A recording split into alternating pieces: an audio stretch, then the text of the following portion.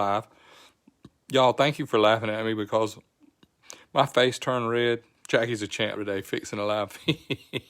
Hey, Mac, Miss Jackie and GB. Hey, look, I'm glad to be here because I was missing being with them. Boy, that thing, whoever gets over here by the wall is going to get a really bad mile an hour, and I'll explain that to you in a minute. Okay, great. Now,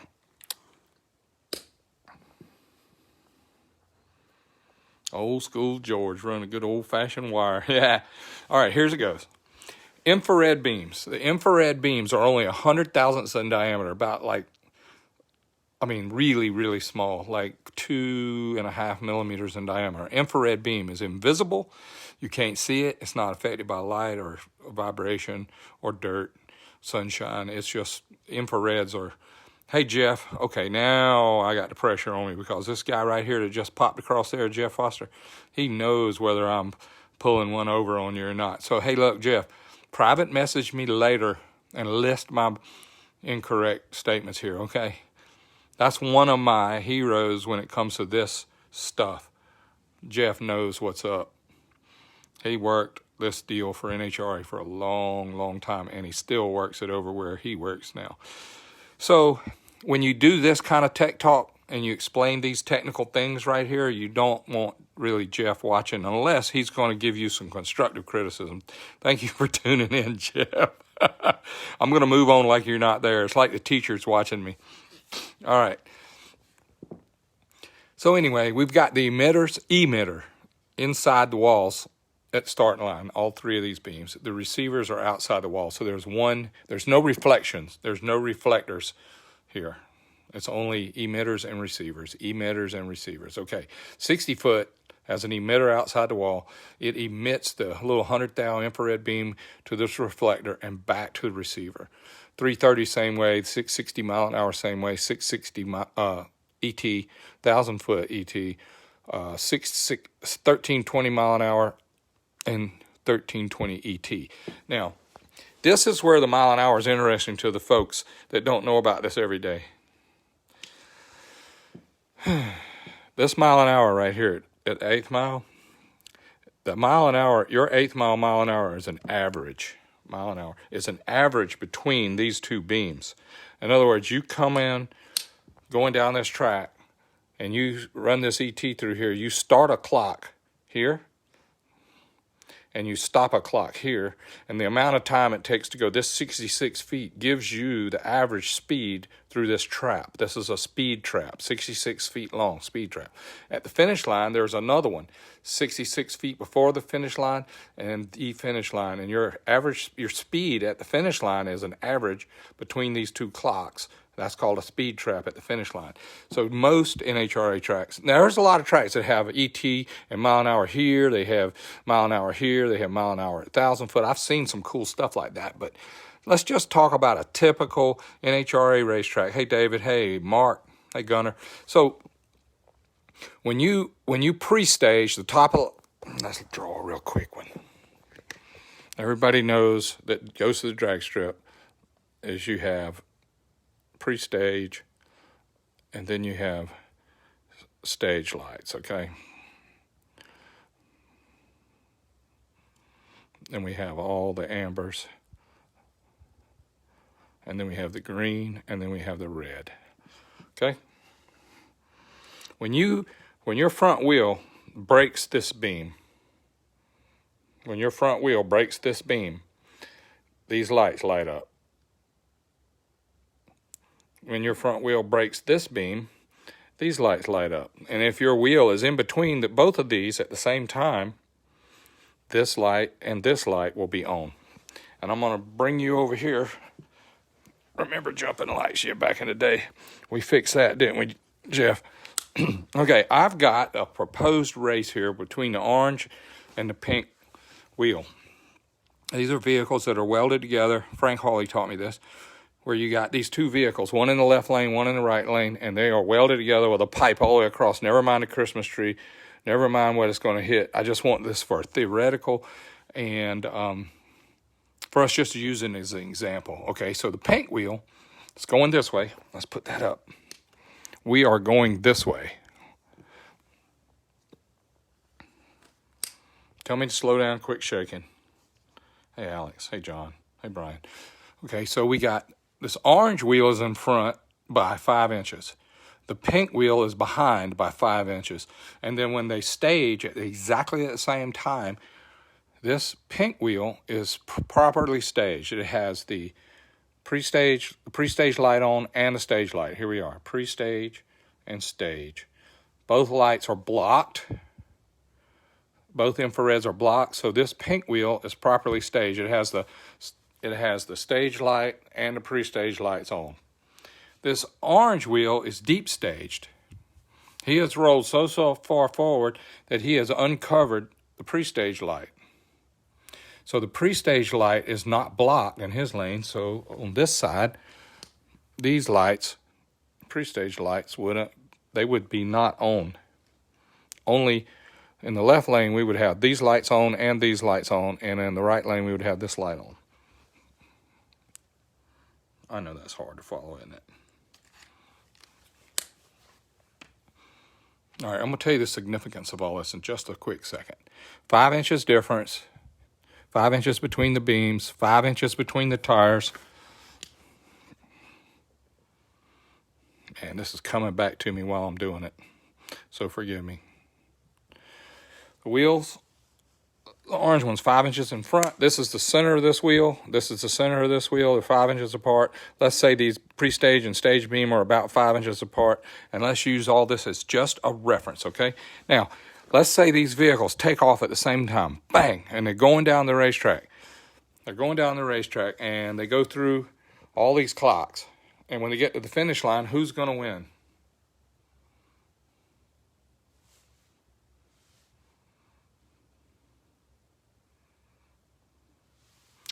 The orange one wins because he's in front by 5 inches.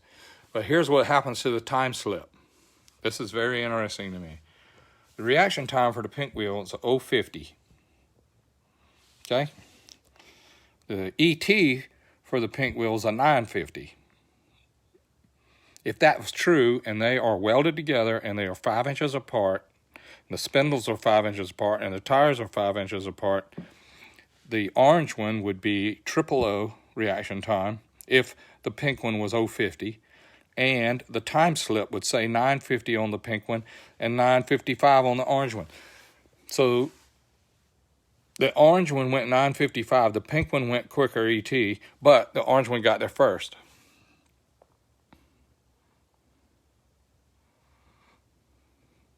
Now this is the rest of the story. Our reaction time and ET are directly adding and subtracting each other. If this one had been an 0.60 light, and this one had been an 0.10, this could have been the same scenario, but they will always be 500ths apart if the reaction time is 500ths apart. 60 foot, 330, 8th mile, 1,000 foot, all of them are going to be this far apart because of this. Only if they're welded together. Now, how many times in your life have you raced to where you won by 5 inches? Not very many. Most of the win and losses I've seen in my 30, 40 years has been by more than 4 or 5 inches. Like it was not a tie, but a really, really close race, but you couldn't tell, and you had to have a photo cell down here to tell you who won.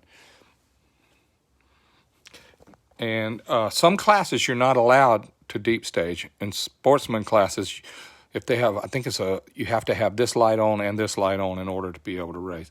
Pro racing, like Pro Mod, Top Fuel Harley, Funny Car, Top Fuel Pro Stock car, you can turn the top light off if you want to.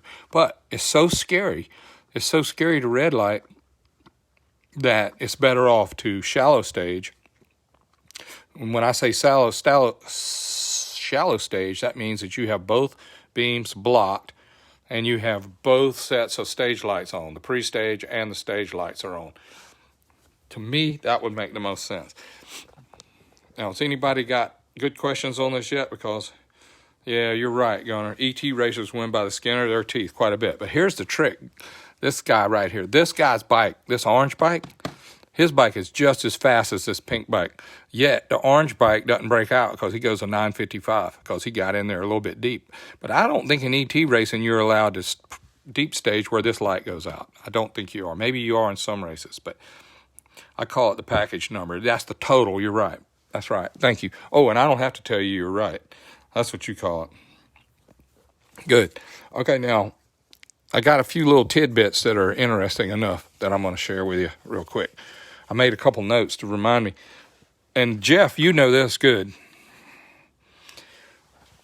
On the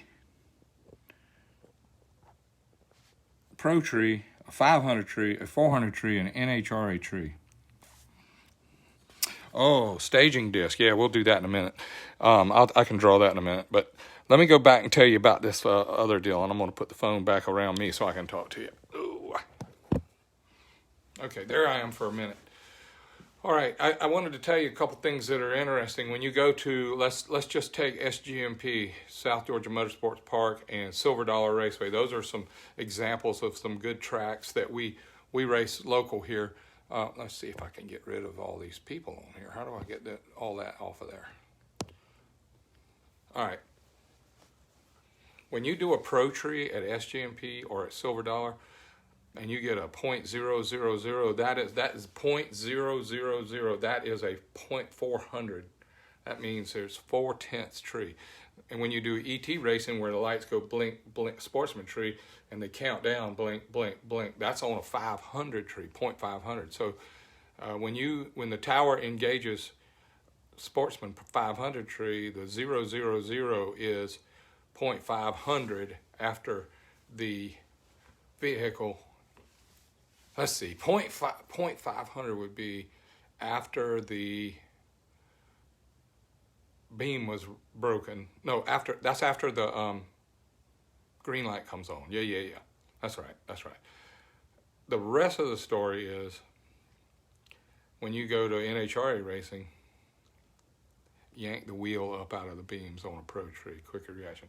Boy, oh boy, if you could yank the beam up, yank up on this new deal, that would be awesome. You could do it. Please explain to everyone how Dave Schultz blocked the beams with his feet. That was before Dave, Ken. That was actually back in the Mike Brusso days. But he used to put his feet in the beams, and he would stage the motorcycle with his feet. And then when he would take off, he would leave his feet there and drive forward and he would have the clock started. And we had to build a guard beam, or Jeff and those guys, Brockmeyer and those guys built a guard beam so that the clock would start if the wheel gets to after the last amber on 500. Thank you.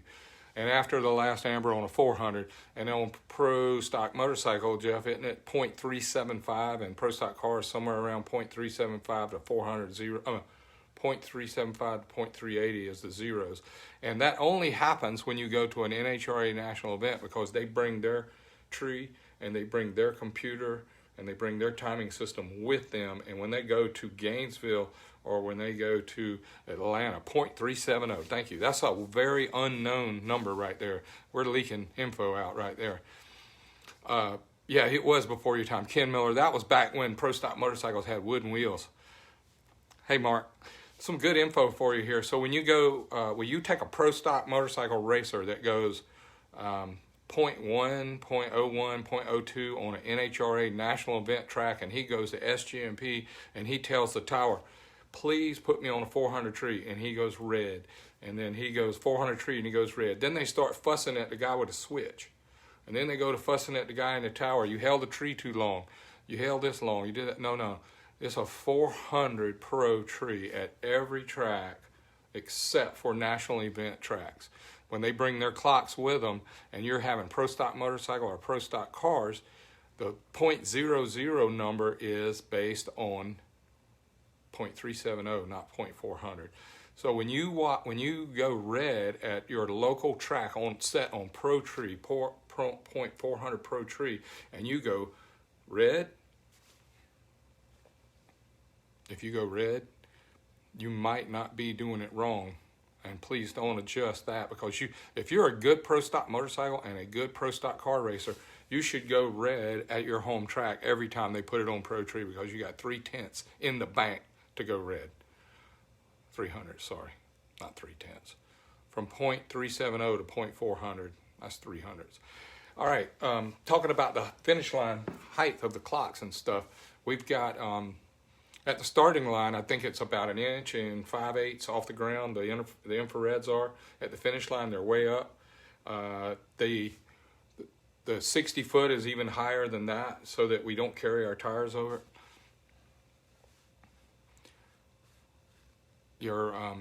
It's hard to pick the wheel out of 1 inch and 5/8 inches. What is it, Jeff? 1 inch and 5/8 off the ground. It's supposed to be that way from wall to wall, all the way over.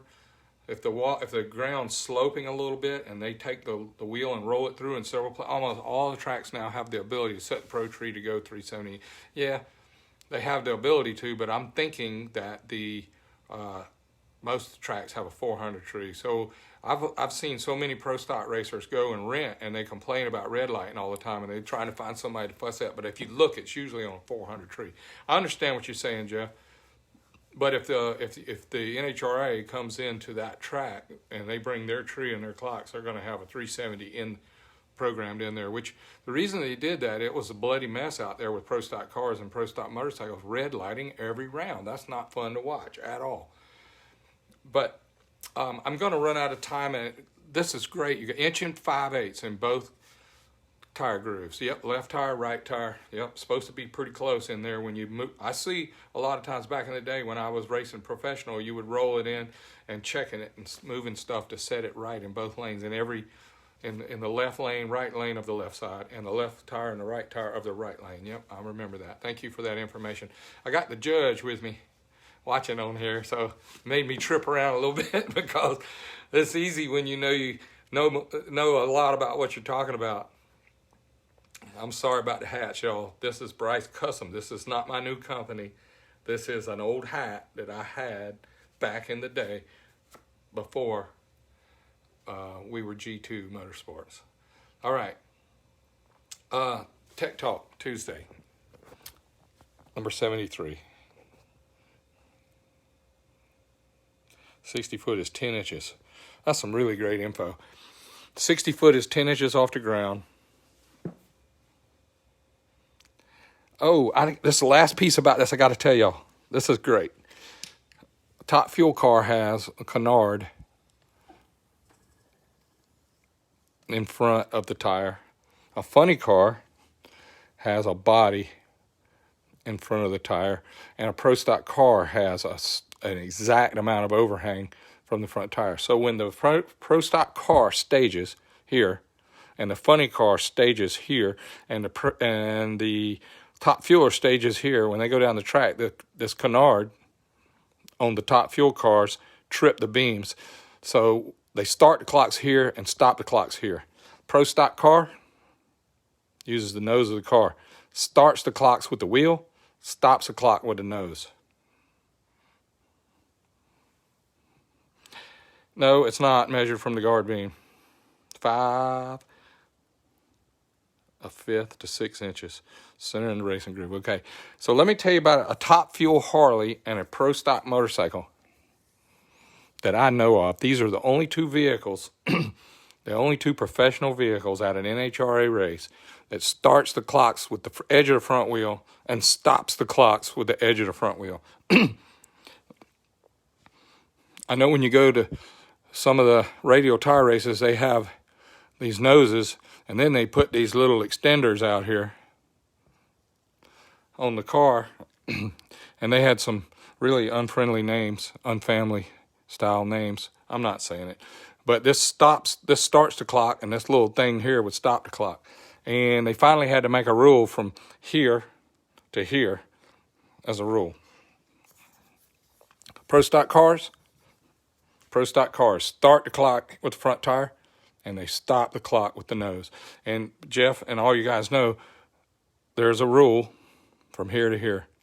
And all the cars, I don't care if it's a Ford, a Chevrolet, well, all of them are the same thing now. They're Mustangs, Chevrolets, whatever. But back in the day when it was Firebirds and Oldsmobiles, they used to be different overhangs. And the guys that knew this stuff would build a year model car that had more room, and they would get some good ETs based on staging here and finishing here. But all that's been regulated now and organized to where it's less of an issue. But the cars stop the clocks with the body, start the clocks with the tire. All right, I'm going to change over real quick. I want to tell y'all a couple things about Tech Talk number 73. And also I wanted to tell y'all that RTRFTS. RTRFTS. Remember the reason for the season. Yes, it's Merry Christmas. Y'all have a Merry Christmas.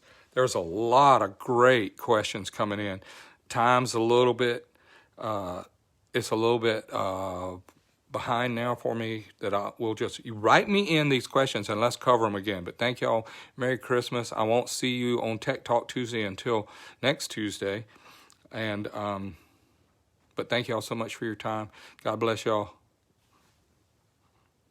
Have a great Christmas. Thank you.